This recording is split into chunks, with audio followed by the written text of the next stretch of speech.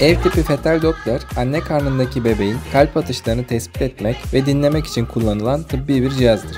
Fetal Doppler genellikle gebeliğin 10. haftasından itibaren kullanılabilir. Bu dönemde bebeğin kalp atışları Doppler cihazı tarafından algılanabilecek kadar güçlü hale gelir.